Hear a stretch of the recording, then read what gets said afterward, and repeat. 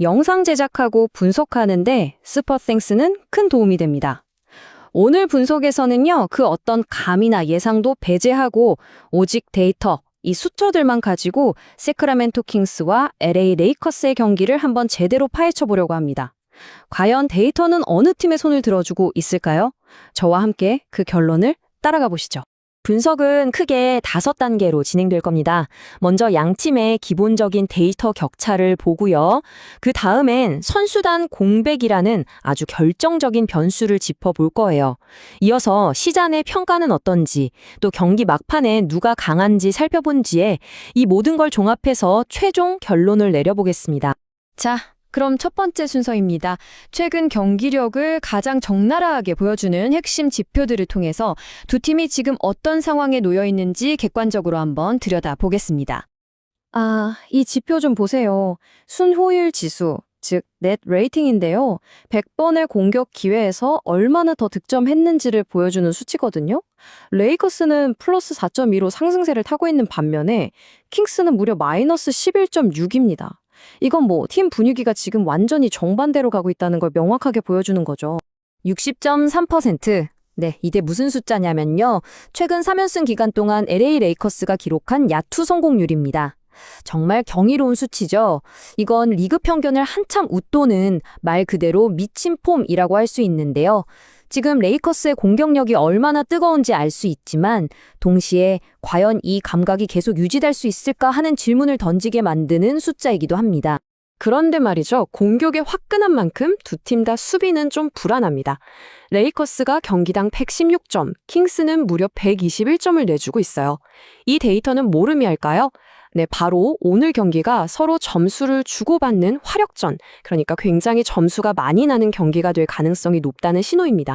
자, 다음으로 넘어가서요. 앞에서 본 데이터 격차가 도대체 왜 벌어지는 건지 그 근본적인 원인을 한번 파헤쳐 보겠습니다. 바로 선수단 구성의 문제죠. 결국 모든 통계는 코트 위에서 뛰는 선수들이 만들어내는 거니까요. 이 표가 오늘 경기의 모든 것을 말해준다고 해도 과언이 아닙니다.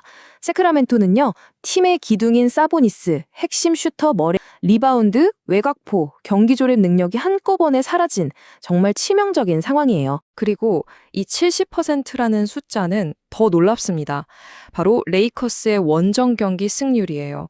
홈도 아니고 적지에서 이 정도의 승률을 유지한다는 건요. 이 팀의 전력이 얼마나 안정적이고 강한지를 그냥 증명해주는 대목입니다. 자, 여기까지 데이터를 보면 이거 레이커스가 그냥 이기는 게임 아니야? 싶으실 텐데요. 그런데 재미있는 건 배팅 시작의 생각은 조금 다르다는 겁니다. 이번에는 배당 흐름 속에 숨어있는 묘묘한 변수들을 한번 분석해 보겠습니다. 여기서 질문 하나 던져볼게요. 아니, 데이터는 이렇게나 일방적인데 왜 시장은 레이커스에 대한 기대치를 막 폭발적으로 높이지는 않는 걸까요? 여기엔 아주 합리적인 이유가 숨어 있습니다. 순수하게 데이터만 가지고 승리 확률을 계산하면 이렇게 나옵니다.